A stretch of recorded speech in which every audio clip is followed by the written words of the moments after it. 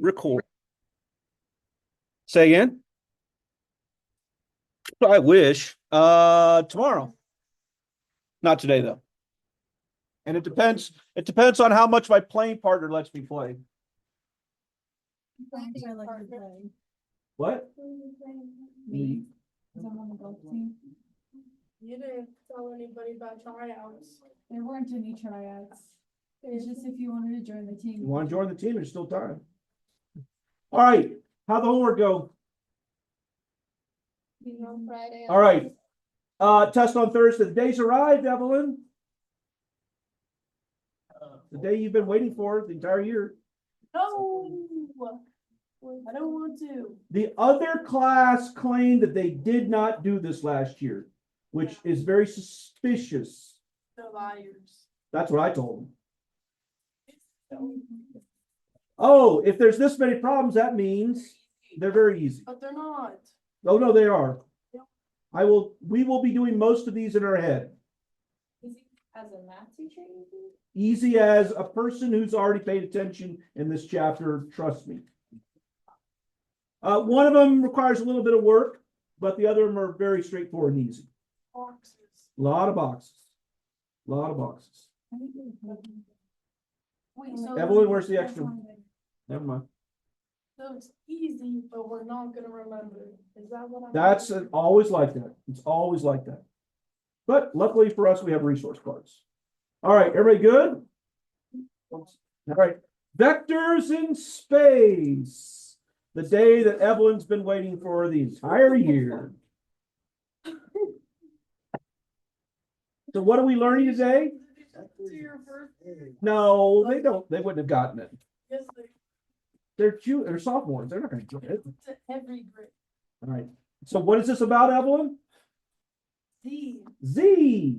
They literally said they did not do this last year, which they're fake. So why are there so many? Why are there so many? Because you guys have talked about it multiple times. I know Miss Warewine didn't say, well, I'll teach one class this and not the other class, right? Weren't you in the same class last year, physically? No, me and you. Oh, okay. Maybe that's why. Maybe she didn't teach it. Now I'm wondering. Now I am wondering. Because all the 3D. 3D. Yeah. We didn't do 3D. You didn't do 3D. Okay, well then they weren't lying then. You didn't do 3D either. All right. So for Evelyn and Seth and Princess there, it's going to be it's going to be an easy day, right? But for the juniors, it might be you got to wrap your head around this. All right. So I always say it's an easy day, but that requires you to have some understanding of the material and some recall. So easy day, sort of, kind of, right? Clearly, if I gave you that much homework, it's because it's on lots of different topics. Here are all the topics. But I'm other than the first one, all the rest of them are done really quickly, and most of them you can do in your head, other than the first one. All right, so let's get going. So the last few classes we've dealt with vectors, and we finished up the previous class on the dot product. That's where we kind of left off. We also did some challenging word problems as well too, but they were all dealing with vectors of some sort. Well, there is a problem, right? This was one of those word problems we did. And the problem is that how did we solve this? What did we draw? Yeah, but our vector was, okay, our vector was in, Oh, space. it was not in space. When we drew this picture, we drew it on a flat surface. Remember this? Right? Well, what's the issue though? Even though I always say Seth is the baseball player, we know he isn't. Seth, what's the problem with this? It's going into the air. It's a 3D shape, right? We solved it as a two-dimensional shape. We kind of didn't do it correctly. Now we did it correctly for our specific problem in that sense, but like as Seth just said, hey, the ball goes up into the air and then comes back down. So there's an entire dimension that we left off of this problem. So even though yes, we solved the problem correctly and got to the book answer, we didn't take into account that the ball is actually moving in 3 different dimensions: left, right, forward, back, up, and down, right? All right, so today's class is to take that into account. And what effect does that, the fact that we're now going to be in 3 dimensions, have upon vectors? That's kind of the big picture, okay? Guys, I saw. Okay, okay, see, I'm not crazy. It's still there. They all know it was a What are you thing. talking about? Oh. You guys could have really jerked her chain, but I think you don't see anything. Apparently Big Bird likes to learn Pre-Calc. All right. She's not gonna understand a word of what just happened on that video, because all right. We saw Big Bird, Winter, again, or at least they claim it was. All right. Back up. We're going to do everything that we've done so far in this chapter, but we're simply going to do it in 3 dimensions, in space, right? In 3D, right? So some background first, all right? So juniors, you got to pay attention. So we have been graphing since, I don't know, 5th grade using the coordinate plane, which gives you what 2 dimensions? X and Y, right? So you are very familiar with this, the X and the Y. X goes left and right, Y goes up and down. So you've had me as a teacher before. I know I've said this in previous class. If you change this to 3 dimensions, where's the 3rd dimension? Yeah, but where would it be in this picture? Right? But where would it be?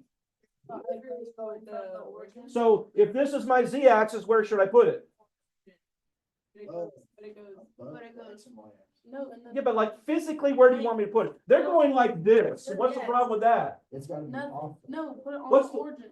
Okay, what's the problem with this? Nothing. It's touching. It's still in 2 dimensions. So you gotta. Oh, so do like that? Yeah. That is what's really going on. And this is the Z. Sorry, when you can't see this. This is the Z-axis. It goes through the origin and goes in and out, right? But what does the Z-axis really represent? Okay, it makes the 3rd dimension, but what does it really represent? Okay, so what do 2 dimensions represent? One. But what do the X and Y represent? Don't overthink it. X and Y. Yeah, but what is X and Y? Points. Oh, so is Z distance? Say it again, Seth.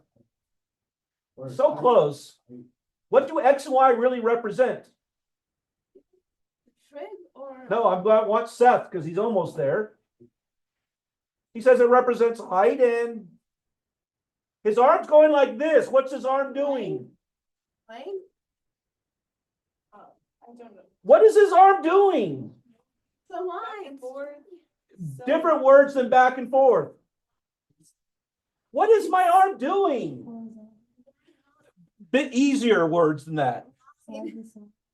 Okay, a little bit better than that. Left and right. That's what your X is, left and right. What's the Y? Up and down. So what does Z represent?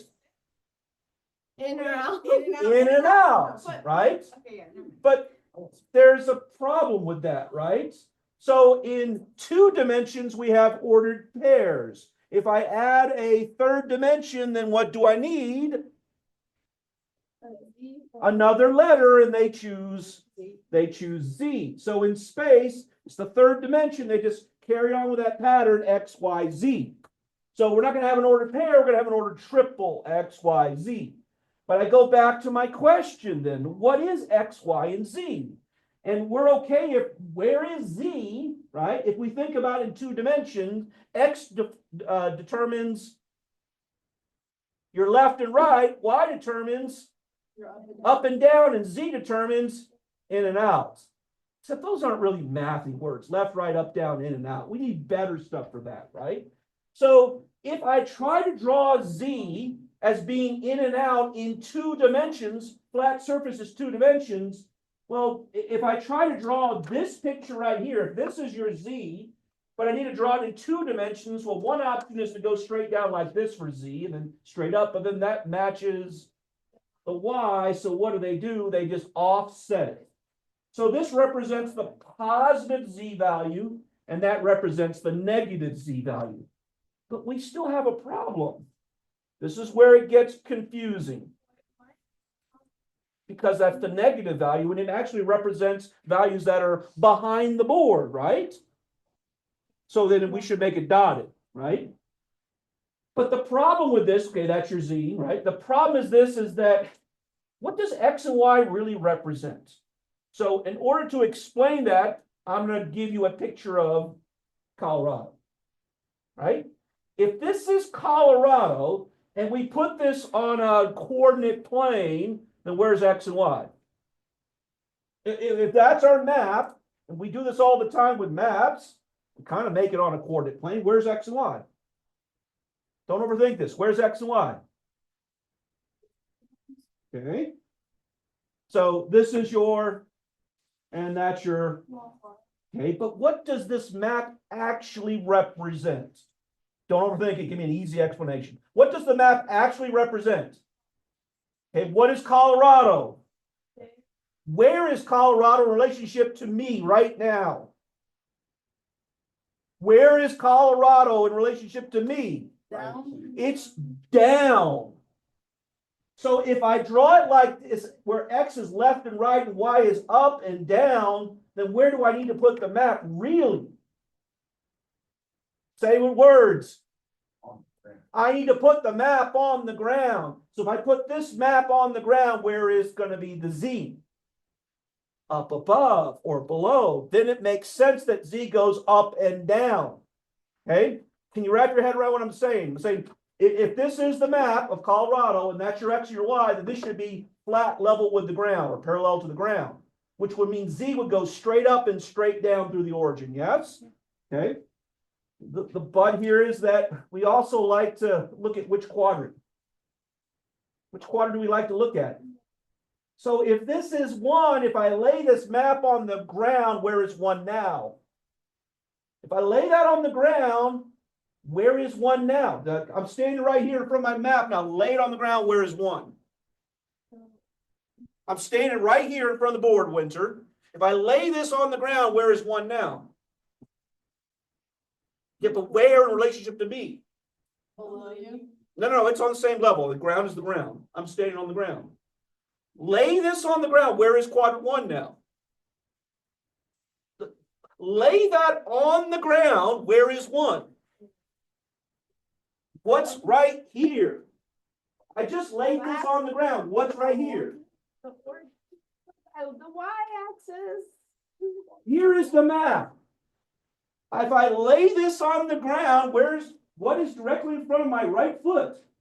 The map. Quadrant 1. Quadrant 1 is right here. I laid it on the ground. Think of where it is.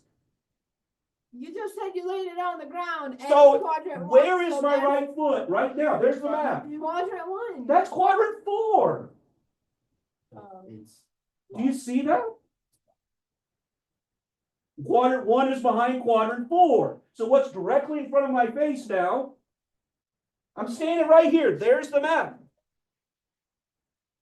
Quadrant 1 is farthest away from me. So quadrant 4. And quadrant 3. And which one do we like to say we want to be in front of us? 1.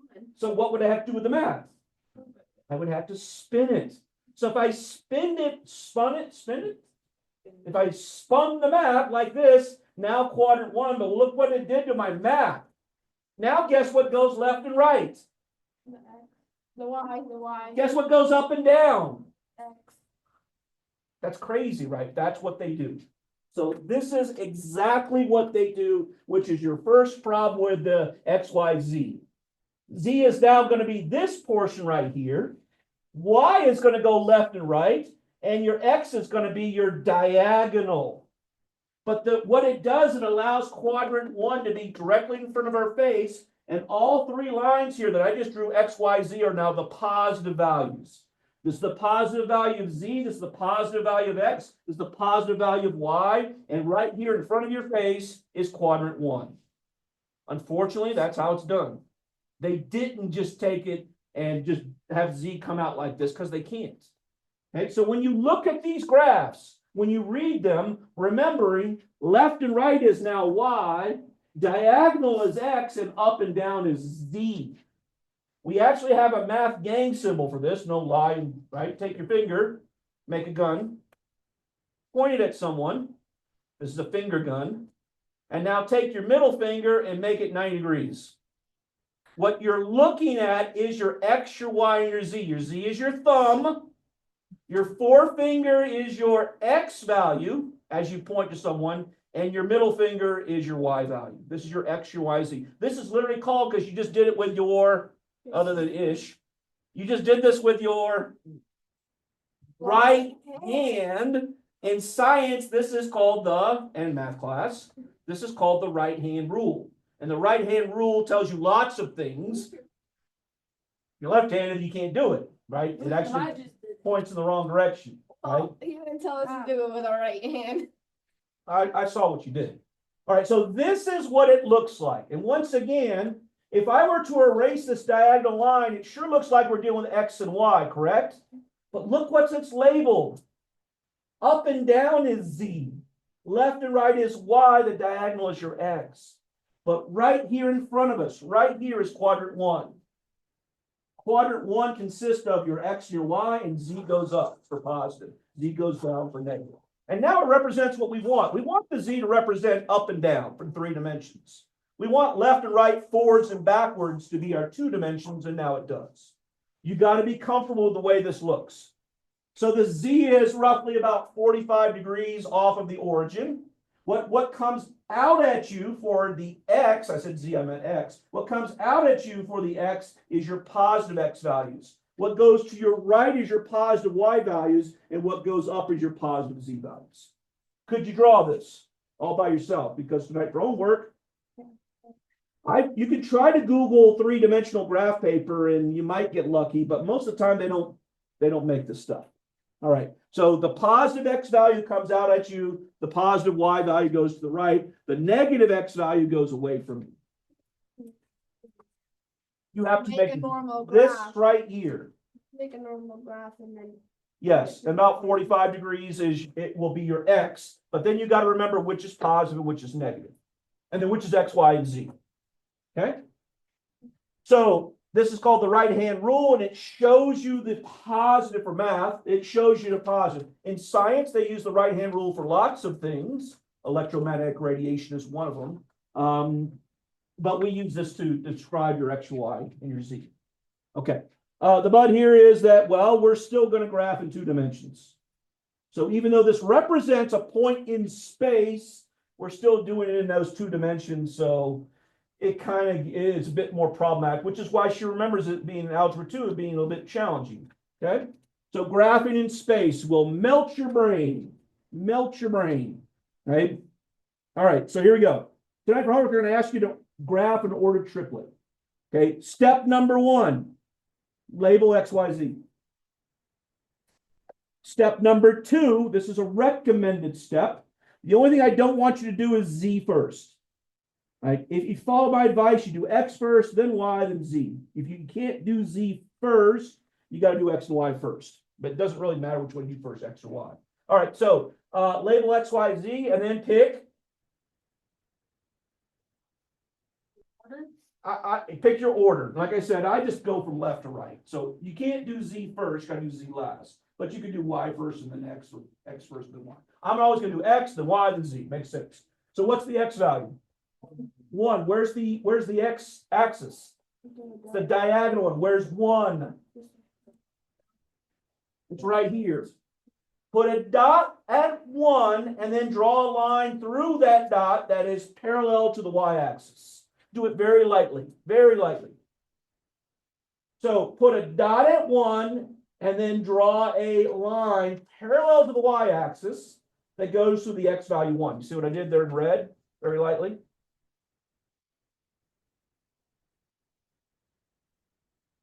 Cool. Next step. Go to the next number. The next number is -4 applies to Y. So find the Y. The Y goes left and right. Find -4. And now put a dot and draw a line that is parallel to the, you would think it's Z, it's not, it's to the X axis. So X and Y will both be parallel. So I'm going to find -4 on the Y and then draw a line through -4 that's parallel to the X axis.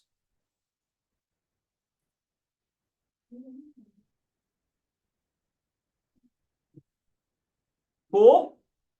All right, what's left to do? Z. Now here's the process for Z. You ready? Everybody listening? Go to the origin, and we need to measure 3. Okay, a ruler, a piece of paper with a tick mark, a compass would work. I'm gonna measure 3. So I'm going to the origin, and on the z-axis, I'm gonna measure 3. 3 is from here to here, yes? So I measure that right there, that's 3. And then I pick that up and I Bring it down. bring it to where? Why? Where the other two intersected. Where did the other two intersect? And I place it right there. Okay? Notice when I do that, they're not on the same level. Why aren't they on the same level? Because the x value was 1. At the end of this right here, I put a, and you're done. So you don't put it at where they intersected, you just. put it- Because there's a z portion to it, and z is 3 units above this intersection point. Did I line that up? I didn't line that up perfectly. I got to change that for next year. But you get the idea. Okay, it's not an incredibly hard procedure, but as Evelyn remembers, it's kind of messy and you can kind of forget which one's supposed to be parallel to what. But that's how you graph it. Technically, we should take our pencil and erase everything, right? And that's your final answer.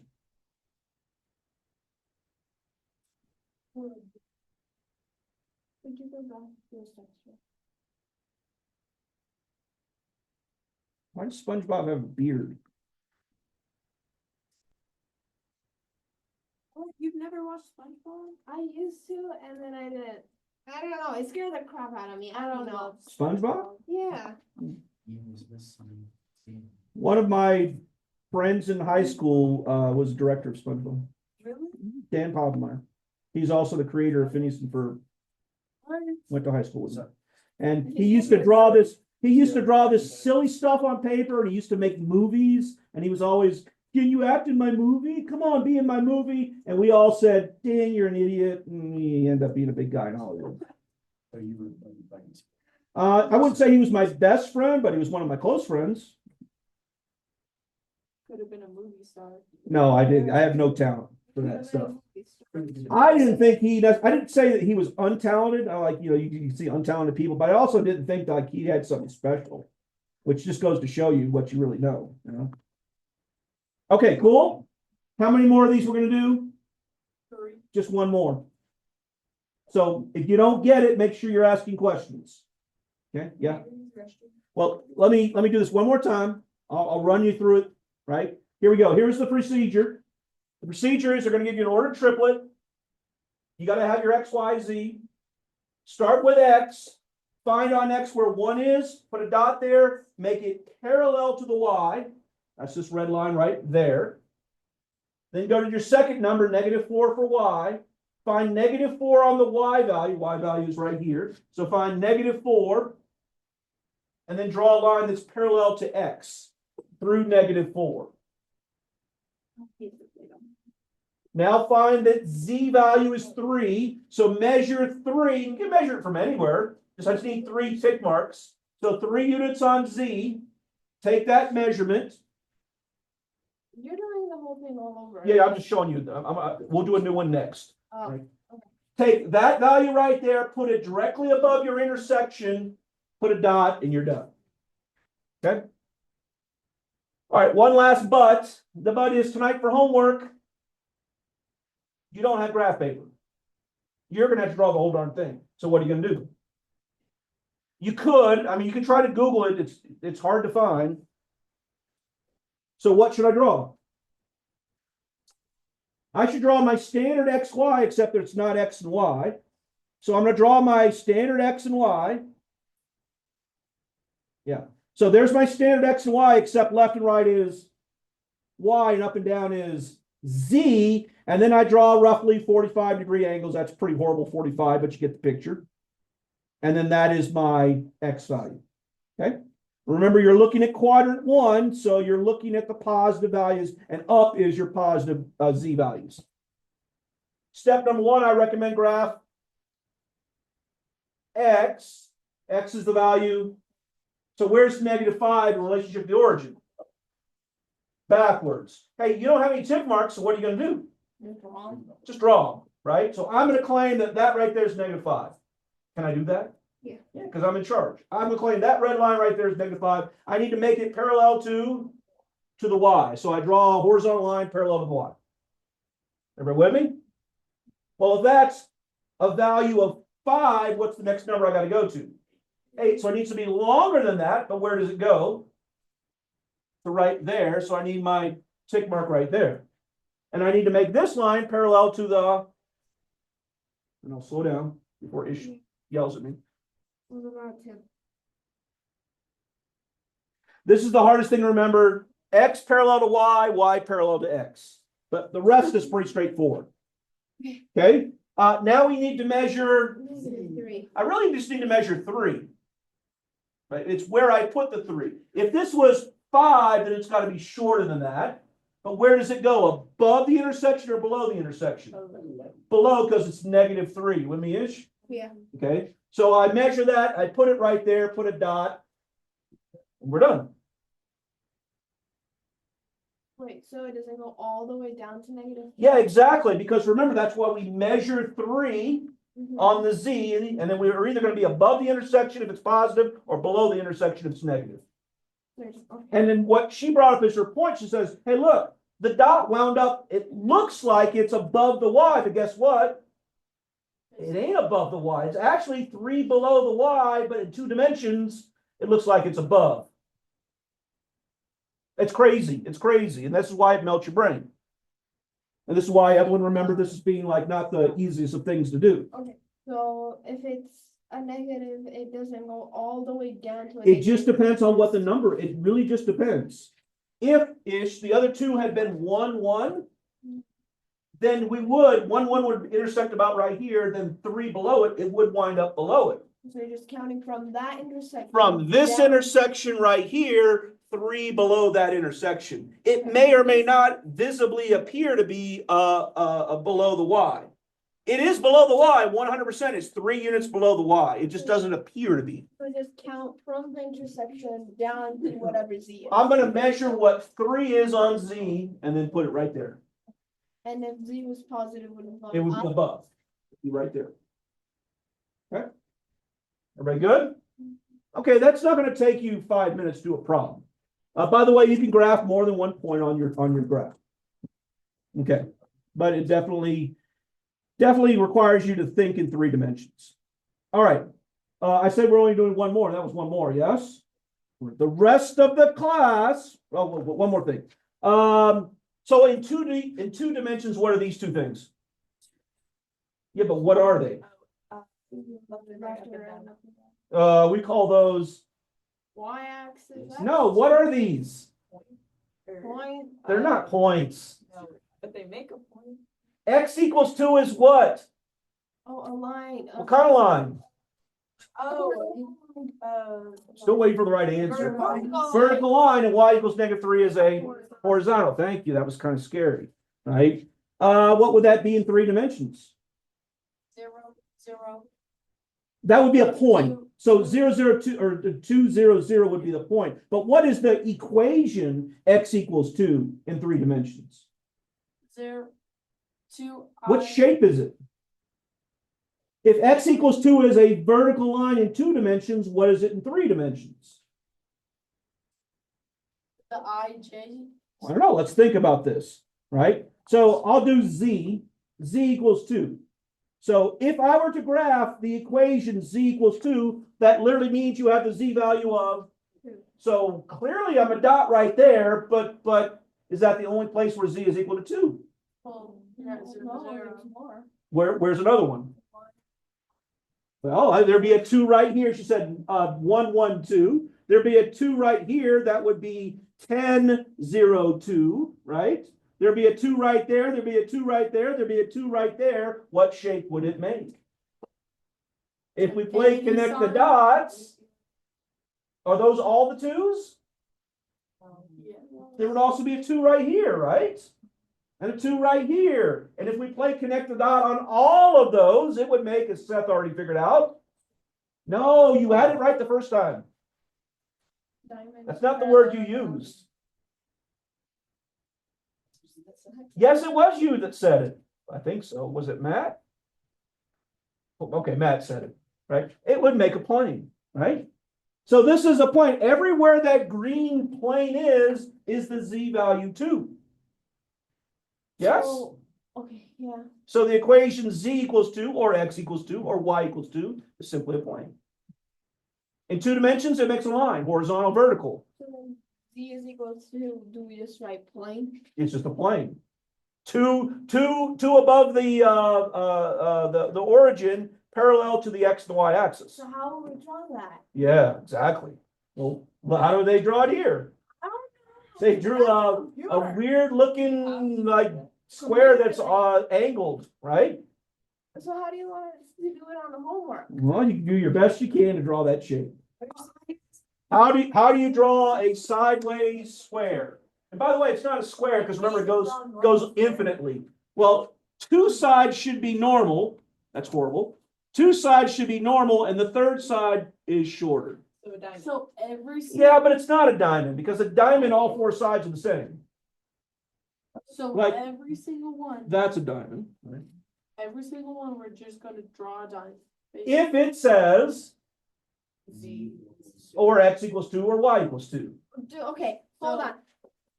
What if it has more than that? Well, then it's not a plane. Then what is it?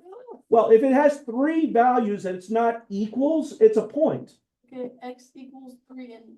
X equals 3 is a plane. And z equals 1. Oh, where would the 2 planes intersect? Think of this through in your mind. If I have plane 1 and I got plane 2 and they intersect, what do they form? Don't say a plus. Where do they 2 pieces of paper touch? What shape do they form where they touch?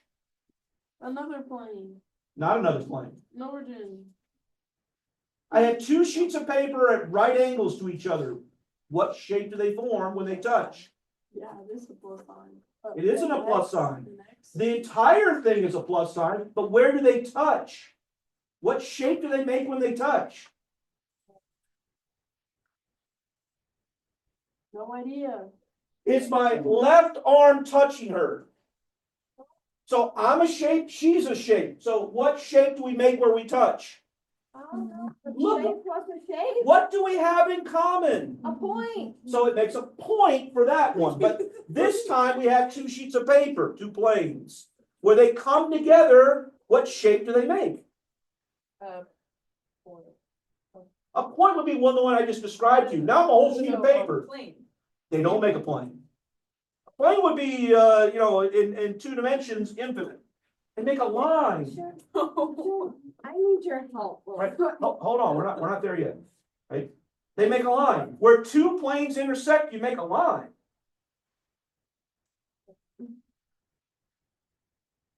You're just gonna have to show us. You ready? Where plane 1, hold that. Both hands. What? Push it together a little bit. Here's plane 1, plane 2. Where do they come together? They don't touch everywhere. They only touch Where they're touching. where they're touching. And if I drew that, what would it make? I'm drawing just the place where they're touching right now. I take my pencil and I draw where they're touching. What am I drawing? I'm drawing a line. Right? Throw that away. You know how many times I cried last year because of that? Plane. Horrible. Do the best you can. Do the best you Do can. you want it to go too? It has to go through z value 2. Okay. So it is a plane with a z coordinate of 2. What would x equals 2 be? A plane with an x values of 2, parallel to what?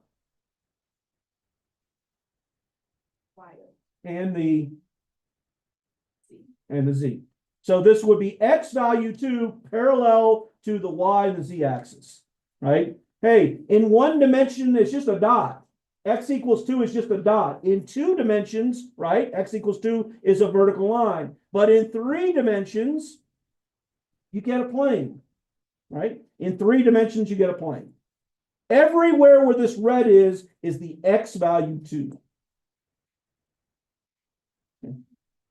So how do you draw this one? Look at the shape. How do you draw it? That ain't a square. That's actually a parallelogram right there. What's a parallelogram? See the red? What shape does it make? It's not a rectangle. Rectangles have right angles. If I outline the red, and make the red go away, that's not a rectangle. It's just Rectangles have 4 right angles. That's a parallelogram. looks like. You guys, unfortunately, I'm the one that taught you geometry, and apparently I did a bad job. I think you should teach us shapes. Well, All right. you should show us what people Okay, got put on this the down right test then. like this last year. If I have time at the end of class, I'll do that. All right. The rest of the class, what are we going to do? We are going to do the entire chapter, but in. We're going to do the entire chapter, but in. Simplified. What was today's class on? Z. Wrapping point. So we're going to do the entire chapter, but in 3 dimensions instead of 2. So everything that we've learned, what have we learned this chapter so far? Magnitude. So we're going to do magnitude in 3 dimensions. Distance in 3 dimensions. Speed is magnitude. What else did we learn this chapter so far? What did we do last night for homework over the weekend? Dot product in 3 dimensions. That's 3 things. Unit vector. Unit vector. That's 4 things, but in 3 dimensions. Position vector, but in 3 dimensions. And I'm leaving one off. I can't remember what it is. All right. So here we go. The distance formula in 3D. All right. I got 15 or so minutes left. I'm going to ask that you, if you need to copy down the formulas, you do it on, I'll show it to you really quickly and then ask you to copy down from your book so I don't run out of time. Okay. I know you're going to freak out, but you can do it. All right. Distance formula. Yes. What is the distance formula? The square root a squared plus b squared x squared X2 minus X1 plus. Squared. Yeah, squared plus Y squared. Y2 Y2 minus Y1. squared. So what's going to change in 3 dimensions? Q. We're going to have a Z. So you're going to have an X, a Y, and a Z. So here it is in 2D. What's going to change? Add a Z. Just add a Z, a Z2 minus Z1 squared. And like I said, I'm going to, for the sake of once you say you understand it, I'm going to show you an example. If we have time, I'll come back and allow you to copy down things. But it's all in your book. All we're doing is adding a Z2 minus Z1 squared. Okay. So it's just more work. Here we go. It says calculate the distance between the 2 points. So what do I do? Okay, so what do I do? And we're not going to plot these. No way. Okay, so the x's. What's the order of subtraction? X2 minus. So that would be 4 plus 1. plus 1 squared, which is 25. Then negative 2 minus 3, which is squared, would be, so another 25. So 25 and 25. And then 5 minus 2, which is squared. So it's 50 plus 9, which is, and we have to do square root. So square root of 59. Now, there is all the steps. You just told me it was square root of 59. I heard none of you complain. It's just the distance formula with a Z value.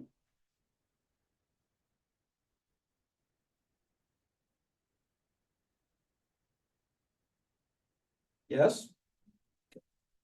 Panicking? There's always one. I'll just say, if you're okay with the distance formula, do it in 3 dimensions is like, okay, I just have a third more work to do. Say again? Well, you're finally learning like math you can actually use in real life because real life is 3 dimensions, not 2 dimensions. When do you find the position vector in space? When have you ever done that in real life? So While at school. So if you have a vector and it's real world, you need the position vector. Throwing a baseball at 25 miles per hour, it goes up and then it goes down. If you just calculate with 2 dimensions, you're missing the fact that it's actually in 3 dimensions, that it had to go up and then down. All right, good. All right.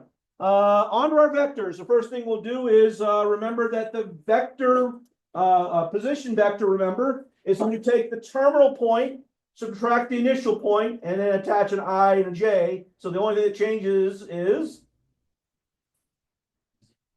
except in vector world, we don't have a Z, we have a. In the vector world, we don't have an X and a Y, we have a I and a J, so we simply add a K. I'm still just subtracting terminal minus initial. Move on. Okay, one example. Here we go. What's the math I do? What's the math I do? It's the same as a distance form, we just don't square. So what's the math? 4 minus 1 would be 5, attach an I. Then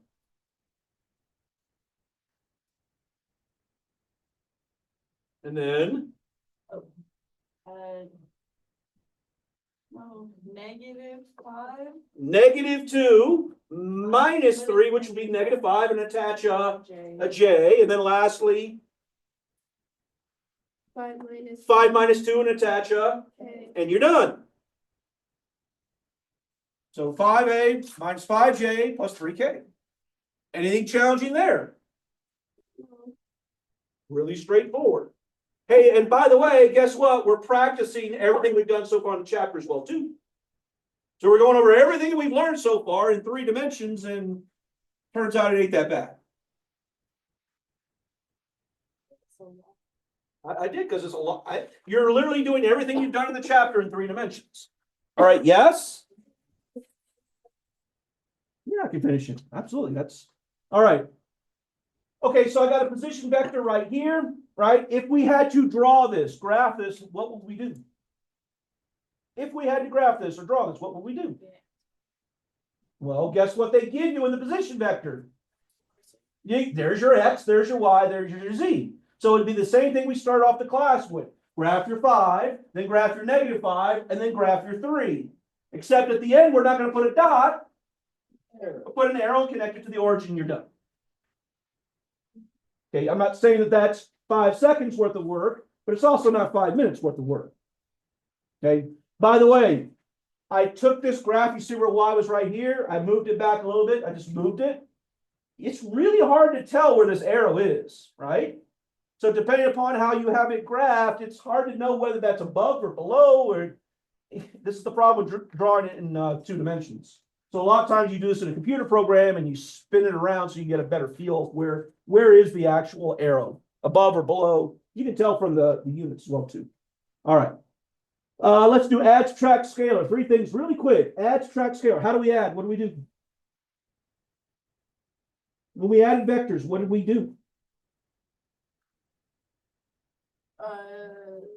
I gave you 2 vectors. What did you literally do? Now, she's showing how I graph them. We just add them. How do we subtract? How do we do a scalar? No, that's dot product. No, adding. How do we do scalar? If this is add, this is subtract, this is multiply. A scalar just multiplies by value, right? So here are all 3, and no, we don't have time to copy down, but it's in the book. Hey, how do you add vectors? You take the A values in you, then you take the B values in you, and then you take the C values and add an I, J to K, and you're done. Subtraction is you're subtracting them. Scalar, you take the A value and you multiply by the scalar, the alpha. You take the B value, the B value multiplied by the scalar. You take the C value multiplied by the scalar, add an I, J, and K. So where it just says, okay. We're adding, subtracting, and multiplying. Okay? Add, subtract, scalar, and a whole bunch of stuff going on at once. Scalar and subtraction. All right, let's add. What are we supposed to do? Add. Add. Add. What? I couldn't see. 3, and then add I, J, and K. So, I mean, it would take me longer to write all the steps than you just did in your head, right? You said 5, -1, and 3, and then add an I, J, and a K. Anything challenging there? No. Can you subtract in your head? That's where you usually make mistakes. Subtract. -1. No, 4 minus. we're subtracting. That's still negative. 3 Oh, minus. minus -4, which would be +7, and then no, just subtract this, subtract this. -2 -5 Yes, which would be, 7 and then add a I, J, and a K. So I told you, you're gonna make a mistake with subtraction. All right, you should be able to do scalar in your head without making any mistakes. What's the scalar of V? 6, 5, What? 9. Oh, it's 6i. Gotcha. I thought you said 6, 5. 6i plus 9j -6k. That's the answer. You getting sick?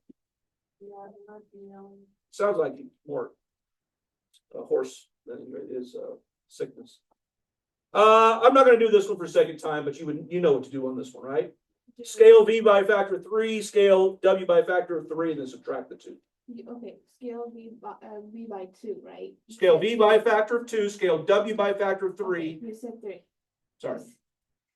All right. Wait, could you go back real quick? Just 1 second. Okay. All right. Remember doing magnitude? How do we do magnitude? Magnitude is just the distance formula. So what do? 2i.